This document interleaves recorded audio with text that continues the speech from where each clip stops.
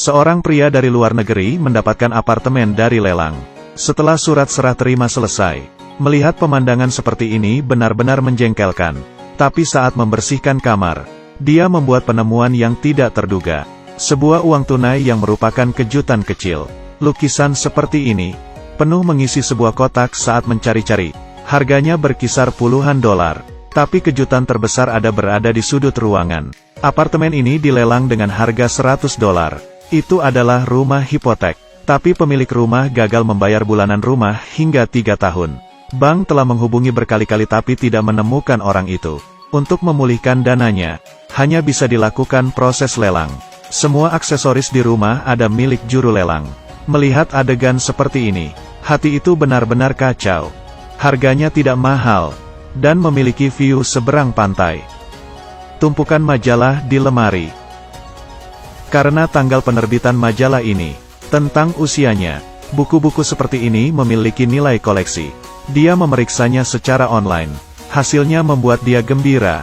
Majalah seperti itu bernilai puluhan hingga ratusan dolar di situs. Dan masih memiliki pasokan. Ini benar-benar seperti rezeki nomplok. Dia hanya menghitung hal-hal yang di depannya.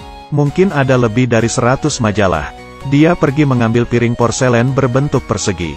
Memeriksa label di belakangnya. Harganya 45 dolar.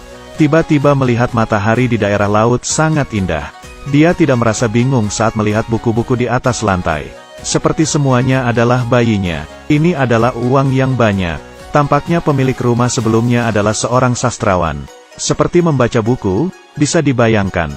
Pemilik rumah sedang minum kopi di sini dan membaca buku.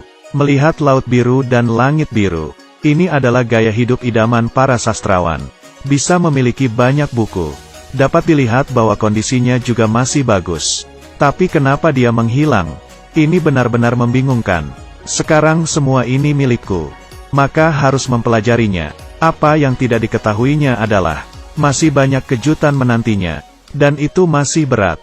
Jelas hanya sedikit orang yang memikirkannya. Dengan apartemen ini, ada juga gudang.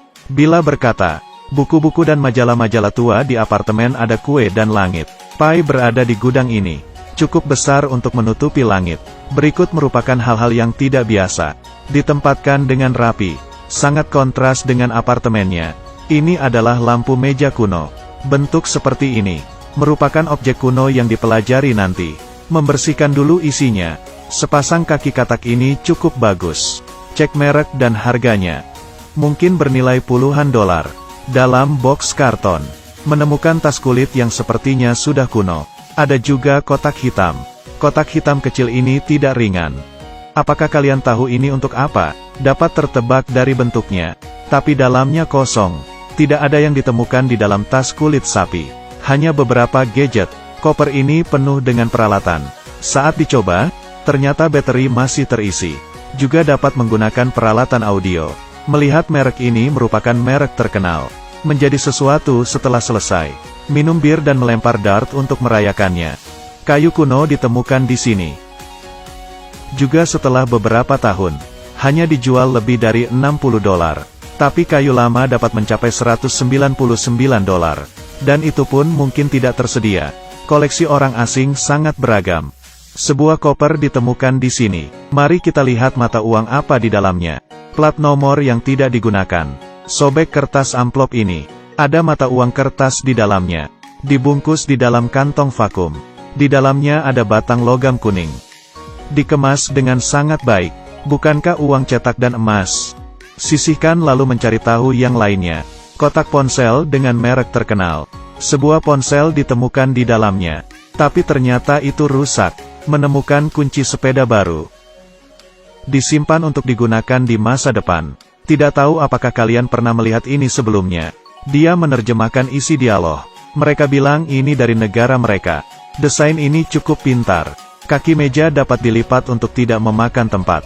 Tapi, analisis dari pola bahan dan warnanya. Meja ini juga seharusnya merupakan meja lama. Ini adalah lampu meja kuno lainnya. Di bawahnya, harga online dari merek yang sama. Sangat mengejutkan, harganya dari beberapa ratus hingga puluhan ribu.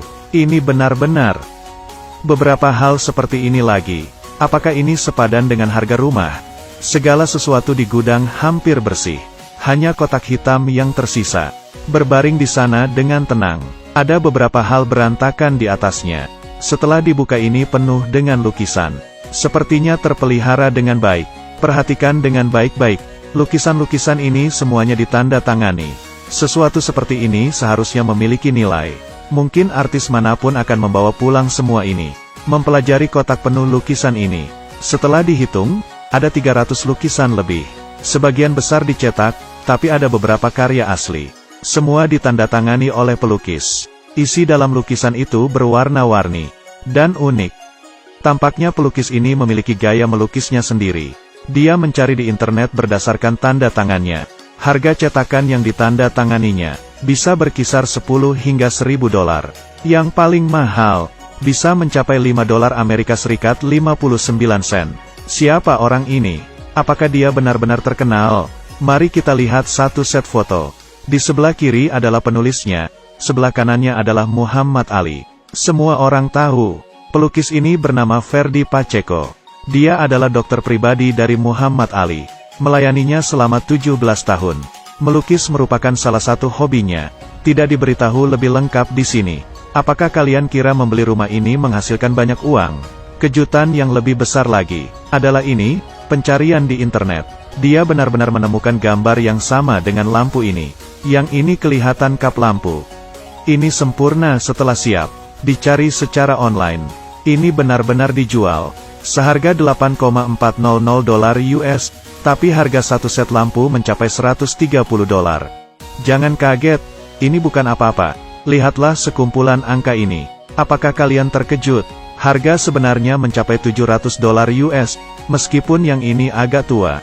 Tapi setelah memasang kap lampu, seharusnya mungkin bisa dijual dengan harga yang berkompromi. Dia membeli rumah lalu mendapatkan beberapa barang lagi.